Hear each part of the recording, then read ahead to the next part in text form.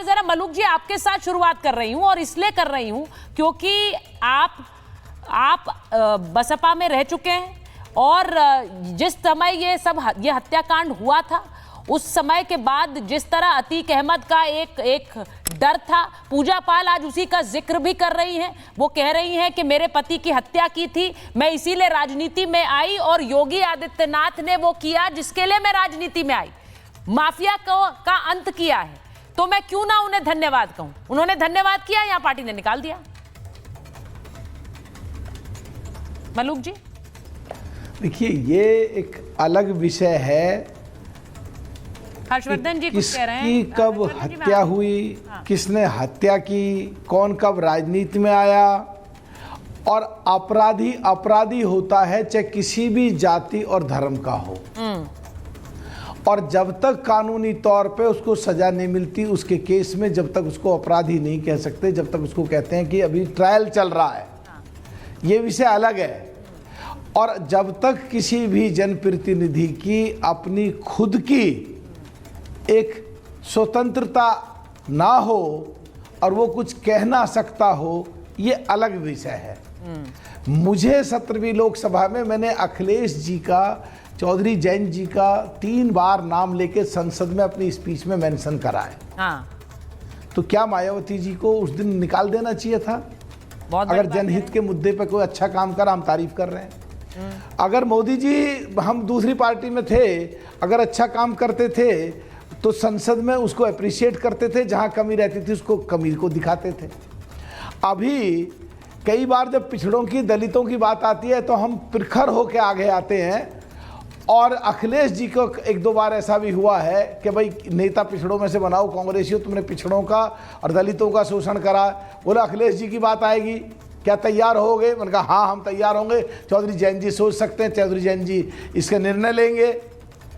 तो क्या हमको चौधरी जैन जी ने निकाल दिया?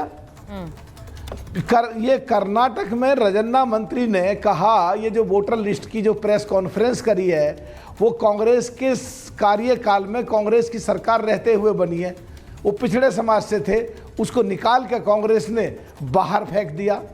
तो एक तरफ तुम कहते हो प्रजातंत्र नहीं है, लोकतंत्र नहीं है बीजेपी में, संविधान खतरे में, अरे तुम पे ही लोकतंत्र नहीं है, तुम में ही प्रजातंत्र नहीं है, तुम्हें अभिव्यक्ति, किसी की भी सोच को अभिव्यक्त करने की अगर बात आती है तुम निकाल के पार्टी से बाहर फेंक देते हो। नहीं तो आप कह रहे हैं कि अखिलेश जी की पार्टी ने अभिव्यक्ति की आजादी का सम्मान नहीं किया है। मनोज सिंह काका जी की पार्टी लोकतंत्र की दुहाई देती है लेकिन लोकतंत्र का सम्मान नहीं करती अपनी पार्टी में, ये कह रहे हैं आप?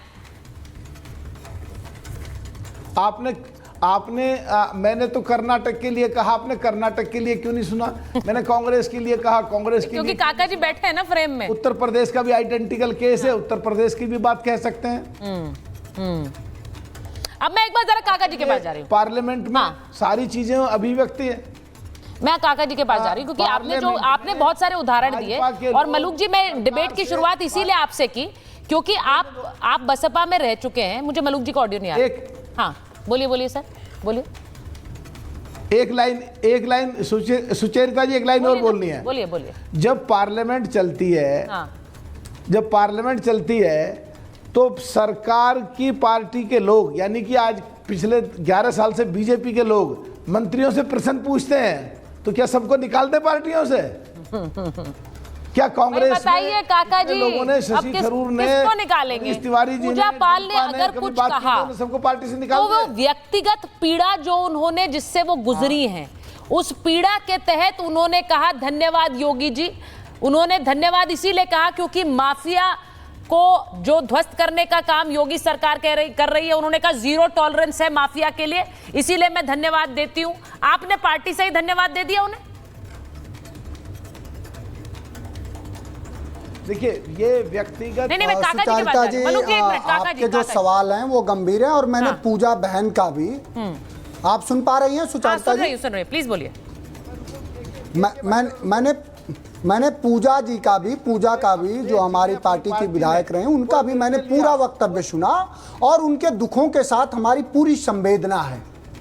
और हमने उनको पार्टी से, समाजवादी पार्टी ने इसलिए नहीं निकाला कि उन्होंने किसकी प्रशंसा करी, किसका उन्होंने स्तुति गान करा, किसका उन्होंने निंदा करा। हाँ। उनको पार्टी से इसलिए निकाला गया, आप भी जानते हैं कि कोई राजनीतिक दल अपने अनुशासन से चलता है, और हमारी पार्टी में उन्होंने पार्टी के व्हिप का विरोध कर करके राज्यसभा के चुनाव में भारतीय जनता पार्टी के लोगों को वोट करा। और पार्टी ने पहले भी कह चुकी है कि जितने भी लोगों ने पार्टी के व्हिप का, अनुशासन का अनादर किया है, उनको पार्टी से बाहर का रास्ता दिखाया जाएगा। इससे पहले 3 विधायकों को दिखाया गया, इनको दिखाया गया, 2-3 जो बच्चे हैं उनको भी बाद में दिखा दिया जाएगा। जो सवाल है, जो मुख्यमंत्री की इतनी प्रशंसा हो रही थी, हाँ। उसी मुख्यमंत्री से उसी सदन में, हाँ। और उसी सदन की सदस्य हैं बिजमा यादव, और बिजमा यादव के पति जवाहर यादव की हत्या मुख्यमंत्री जी के स्वजाति लोगों ने किया, और उसी इलाहाबाद में जवाहर यादव पर AK-47 चलाई गई, वो भी दौर था। और बिजमा यादव सदन के सदस्य होते हुए भी लगातार मुख्यमंत्री से गुहार लगाते रहे कि आप मेरे पति के हत्यारों को क्यों क्षमादान दे रहे हैं, उन्हें क्यों छोड़ रहे हैं। इस पर मुख्यमंत्री एक बात नहीं बोल पाए। एक सवाल यह है, तो मैं समझता हूं कि पूजा पाल में अगर इतनी संवेदना है, सबको है, तो वो उन्हीं के साथ में विधायक बिजमा यादव के पति के लिए भी मुख्यमंत्री से न्याय मांग लेती, वो तो कर नहीं पाई। तो सवाल यह है कि ये बीजेपी है। मतलब आप क्या कह रहे हैं कि पूजा पाल जी क्या बीजेपी की एजेंट बन गई है? क्या पूजा पाल बीजेपी की एजेंट बन गई है? फिर खुलकर कहिए ये बात। अगर आप कह रहे हैं कि वो सिर्फ पार्टी विरोधी गतिविधियों में लिप्त थी, आपने कहा राज्यसभा के चुनाव वो कब हुए थे सर? फैसला आज क्यों आया? उनके योगी आदित्यनाथ को धन्यवाद कहते हुए ही कुछ घंटों में फैसला क्यों आया? सब पूछेंगे आपसे, पूछेंगे कि नहीं पूछेंगे काका जी?